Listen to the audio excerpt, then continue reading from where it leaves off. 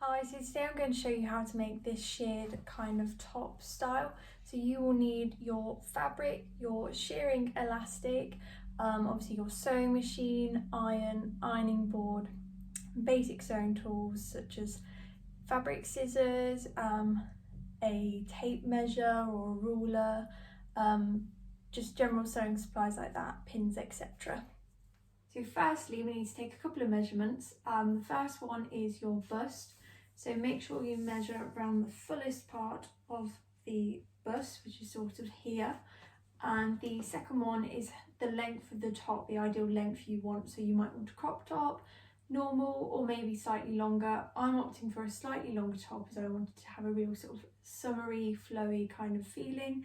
So mine will hopefully sit sort of about here, but it's completely up to you how long or short. So now you've got your measurements, what you need to do is times your bust measurement by 1.5. So my bust measurement was 32 inches, so I've times that by 1.5, which gives me 48 inches in total. This will be because that's the amount of fabric you'll want to go round sort of your body. Times the fabric by 1.5 because when you shear, the elastic sort of gathers the fabric together and reduces the amount of quantity, so you need that sort of extra room for the fabric to stretch out but go back into shape as well. And then lengthwise you'll need to allow extra fabric for hemming at the top and the bottom. The fabric I've chosen is a gingham fabric, so this is quite easy to work with as it has lines to guide you. So rather than allowing a certain measurement for the hem, I've allowed sort of 2 squares to fold and fold again. It's entirely up to you how much sort of hem depth you think you need. You might want a really small one, or some of you might prefer a larger hem, so just allow however big or small that is. Make sure you have enough extra fabric that it won't make your top too short for what you're wanting. So I've pre-cut my pieces of fabric, so mine's approximately 46 inches wide and almost 22 inches in length. Yours may be shorter, maybe longer. Obviously everybody's body shape is completely different size, so this is what's great about making your own clothes, is you can adapt it to your height and your shape, which is just perfect. And then I have 4 of these sort of long straps pre-cut. So these are approximately 3 inches by 25 inches, but it's completely up to you sort of how wide and long you leave them. So you might want to make the top part first before playing around with the straps to see what width and length you think would suit the style of your top. And it's up to you whether you want to do them really sort of long or shorter. I quite like them longer so I can get a bit of a bigger bow from the straps, but it's entirely up to you. In relation to the measuring and the fabric, depending on your bust measurement and once you've times it by 1.5, also depending on how much fabric you've got available, you may need to do it in 1 or 2 pieces. I've managed to fit mine all on 1 piece. Some of you might not be able to do that. So if that's the case, once you've got your bust measurement times 1.5, half that. So for example, if you've got a measurement of 48 inches, once you've times it by 1.5, you'll be able to get two pieces of fabric that are 24 inches in width and join them together. And you can either join them together by 1 seam for a start before you start shearing, so that you've got the accurate sort of line going all the way across and you know it's the same sort of the whole way, or you could shear the 2 pieces separately and French seam both of the sides together, completely up to you. So because I've got this gorgeous gingham fabric, it actually makes my job slightly easier, as obviously it's all kind of, you can follow the lines. So when it comes to ironing and hemming, I can follow the whole way along the line and know that I've got it accurate rather than having to measure. You might not have fabric with lines, but that's absolutely fine. You can just measure out sort of the seam allowances and everything else. So firstly, I'm going to start by hemming the top and the bottom of the top I'm going to make. So again, like I've just said, I've got this gorgeous gingham fabric, so I can sort of follow the lines really, really easily. So I shall fold it over by about 2 of the squares and then fold it over again and give both of those a press. So as you can see, I'm in the middle of sort of pressing my hem down, so you know I've got the raw edge the other side, and this will be stitched along so all the raw edges will be concealed. So I've ironed both hems in one go just to make it easier rather than going backwards and forwards to the ironing board. I've got both of them ready to stitch. In relation to the hems, obviously I have hemmed the top and the bottom part of the top straight at the beginning.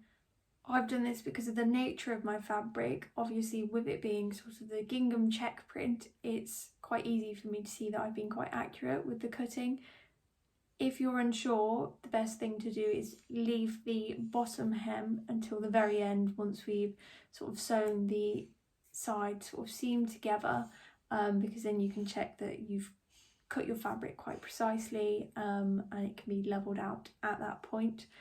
However, if you're quite confident and you know you've cut it and it should match up, then feel free to hem both parts whenever. So I've threaded my machine with a matching thread, so I've gone for a baby blue, and now all we need to do is sort of place that in the machine.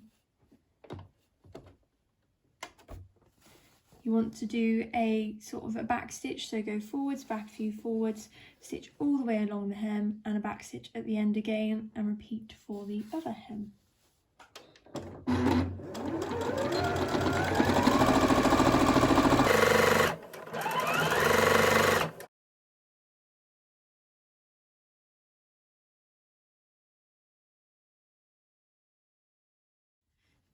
There we go, so as you can see I've sort of done a back stitch at the end just to secure the stitching line. All you need to do now is trim the excess threads off. The next thing to do is figure out how far down the bodice you want the shirring. So because I'm going for quite a floaty look, I don't want it too far down the bodice, so I'm going to keep it fairly sort of short, maybe to the natural waistline. You might want it all the way down, you might want it less than that. The best thing to do is sort of measure where roughly you would quite like the shirring to go down to. So as you can see, I've sort of marked with pen on 2 lines to indicate for me to shear all the way down to there, which is just over sort of 6 inches, but like I said, yours might be quite different to mine. So shirring is exactly the same concept as normal sewing, except for in the bobbin, rather than having a matching thread, you will have shirring elastic. So I've got some white shirring elastic to go with my fabric, but you can also get it in black. So what you need to do is you can't pop it and thread it via your machine. You need to thread it by hand, which is probably the most sort of taxing part of shirring. If you start like normal, as you are threading it, you need to make sure you stretch the elastic out, so sort of really give it a pull and wrap it around tightly. Stretching the elastic out just helps it whilst you're sewing to get the full elasticity, rather than it being quite loose. Sort of tightens it up. So if you just make sure you keep pulling out and threading the whole way, and just keep winding until you've filled the bobbin. There we go, so I've got my bobbin wound up quite nicely. So you're just going to pop this in the machine as you normally would, and it's only elastic in the bobbin, it's thread sort of running through the rest of the machine. So that's all clipped into place. Now when shirring, you want a slightly longer stitch length to your usual sort of straight stitch length. So I'm going to increase mine to about 3.5. Everybody likes it different, so it might be worth playing around on a bit of scrap fabric first before shirring your actual garment. Also, every time the shirring elastic runs out, obviously you rethread it like normal, and you just start back sewing on the garment like normal. So if you just go over where you just stitched and ran out, and then do a back stitch and back forward. Now that we've got the bobbin loaded with the shirring elastic and the normal thread still running through the machine, we can begin to shear. What you need to make sure you do is place the fabric right side up, so that the thread will sort of go along the top of the fabric and the elastic will be on the back, as you don't want the elastic on the front of your design sort of taking away from the beautiful fabric. So just make sure you pop it right side up, like I say, and sew sort of all the way along. you can decide how far you want to leave a gap in between sort of each line of shirring. Now, because like I've already said, I've got this gingham fabric, I have actually got lines that I can follow, which makes my life slightly easier. But some of you might want to leave the gap quite big, some might want to leave it quite small. So it depends sort of really how far you want in between each line of shirring. You can either pre-measure it out, or if you're feeling adventurous, you can just go by eye and think that looks sort of right. Or if it's your first time and you don't have lines on the fabric, a good thing to do is sort of follow the edge of the foot along the first line of shirring that you've done, just so that you know that you've got the equal space distance between each one. That it's just the foot sort of width between each shirring line. So let's get started, and remember to do a back stitch at the front and the end.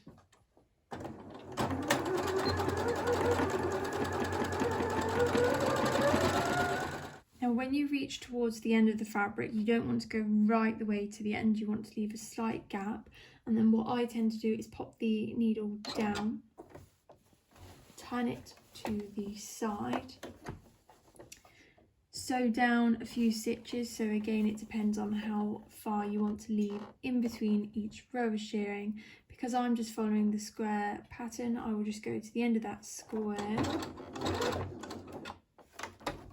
and then twist the fabric back so you're ready to come sort of back on yourself down this way.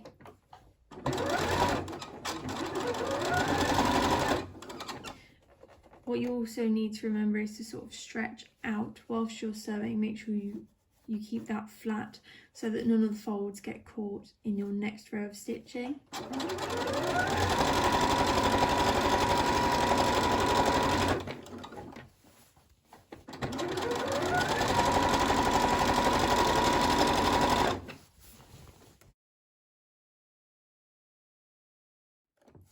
So just to show you again, when you reach towards the end of your fabric, needle down, lift the foot up, turn the fabric down a few and twist it back round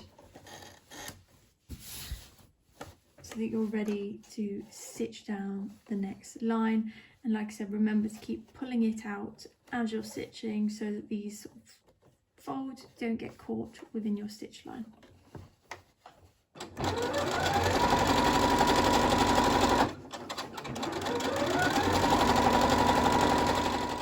So I'm a few sort of stitch layers in, so I just thought I'd show you how that's kind of gathering.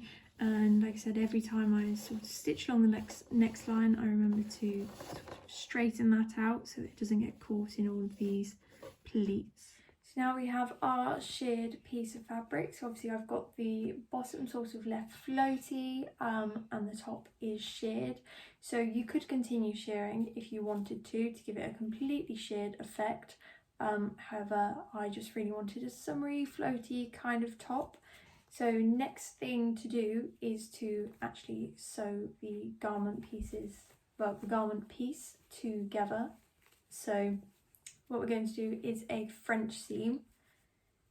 So you're sticking wrong sides together, so the right sides need to stay facing up. We are going to pin sort of all the way down this side, stitch, then we will turn it inside out so that the right sides will be together.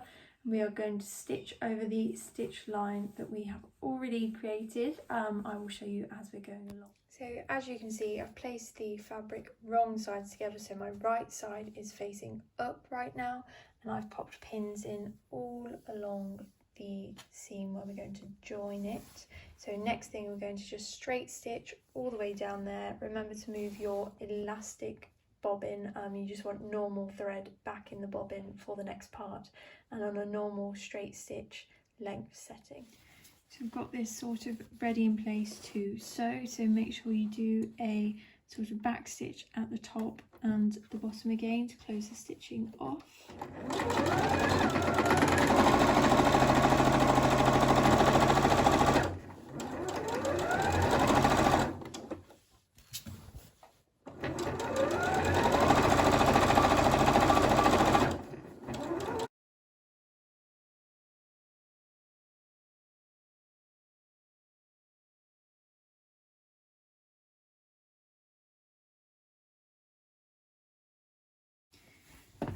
So now, because I've got quite a lot of excess fabric, I'm going to trim along that side, because when we turn it right sides over, we'll need to sew over that part again so that this is all concealed and nobody will be able to see it.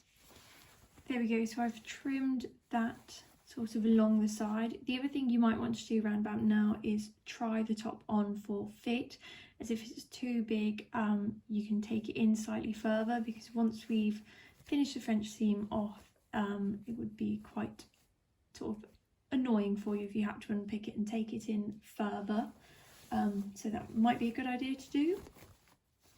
So now I have turned this right sides together, so sort of the seam sort of along here. Now what I'm going to do is pin that in place along the side, and we are going to stitch over so that it encases that sort of raw edge of stitching. So if you haven't trimmed that part down, just make sure you stitch far enough out so that you won't have the raw edges sort of poking through the seam. Even if you have trimmed it down, still make sure you stitch with enough room to get round all of the raw edges so that it's completely encased and nobody will be able to see it from the outside. So I've pinned it now, ready to stitch.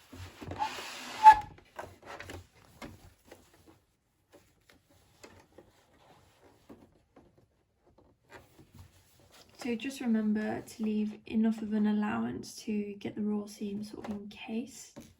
And remember to do a back stitch at the top. If you didn't do the bottom hem earlier, now that we've got our French seam done, now is the time to do your bottom hem. So exactly the same, just iron up and straight stitch all the way around. So I've just taken all 4 straps, and what I've done is just with the iron sort of pressed a small fold over on the top and bottom of every single strap.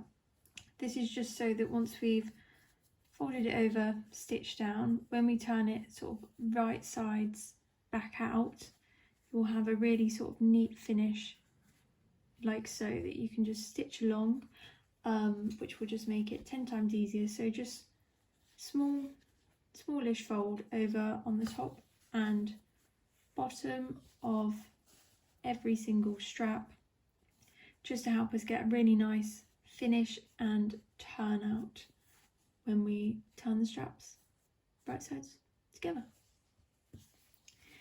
So now all I've just done is sort of folded them in half and popped a pin in the middle to help me keep it in place, making sure that where I've folded these top bits over, the raw edge is currently facing up, so we've got sort of what will be the right sides together, and wrong sides facing us right now with the pin in the middle, and we're just going to stitch a line all the way down to create the strap. So again, remember to do a back stitch at the beginning and the end, and try and keep the same seam allowance the whole way down so that the straps are completely even.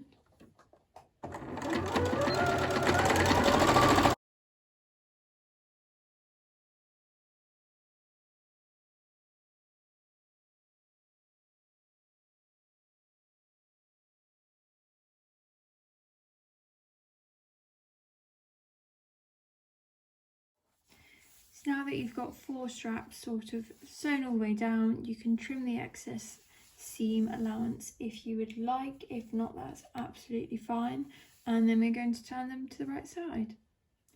So now we've got all 4 of these prepped, you can turn them right sides out. So you can either do that by hand, some people use a safety pin, or you may have one of these fabulous tools called a loop turner. If you don't have one, I absolutely love mine, so could be worth investing. They're not that much. You just sort of hook it around the top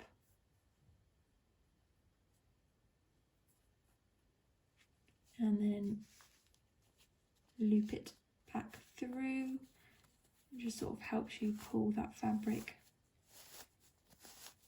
to the right side.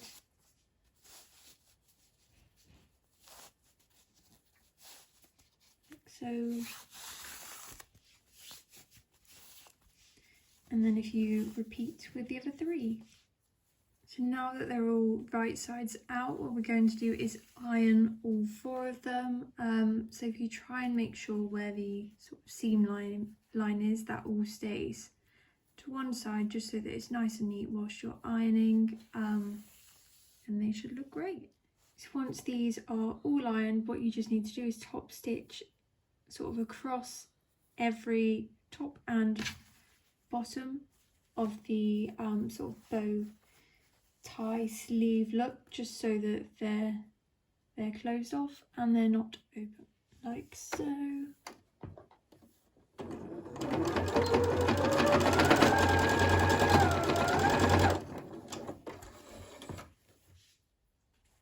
There we go, so like that on all of them, and I've trimmed the threads off.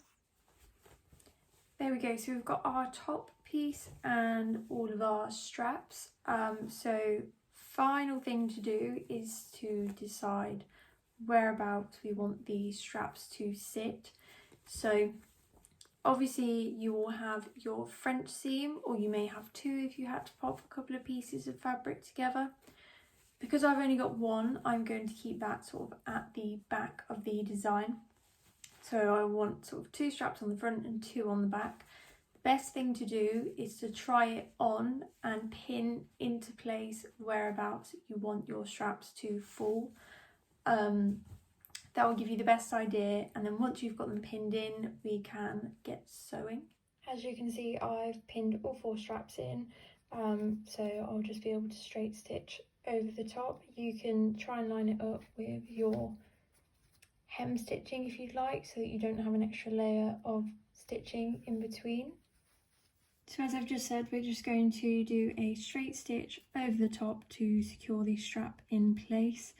If you want to reinforce it by going over that straight stitch a couple of times, you can. I'm going to try and stitch over my hemline stitch just so that I don't have an extra random layer of stitching. Might make it look a bit neater maybe, but it's entirely up to you whereabouts you want to place that line. So because I'm going to try and follow that stitching, I will sew with the top part facing me so that I can see it and follow it.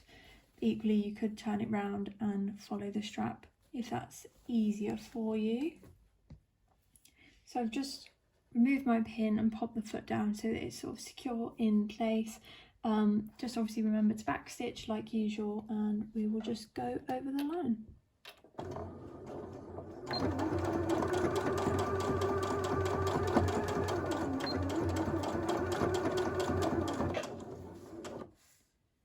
So I've just gone over that a couple of times just to make sure it's really reinforced. So obviously that will be sort of pulled up and tied over your shoulder, so you want to make sure the stitching is quite strong. Obviously once you've done all 4, if you just trim off the excess threads. So we've now got all 4 sewn on, so now it's time to try on.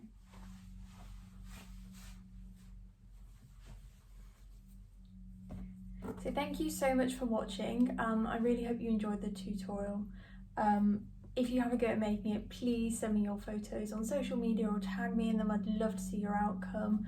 And obviously, yeah, you can shear sort of as far down as you want, or you can just go for a shorter part like I have, and then a floaty sort of summer top. And you can adapt the straps, different kind of, there's lots you can do with shearing. I absolutely love it. I'm shearing most things at the moment, so definitely give it a try. Don't be scared. I know some people are, but honestly, it's just like normal straight stitching. So yeah, thank you.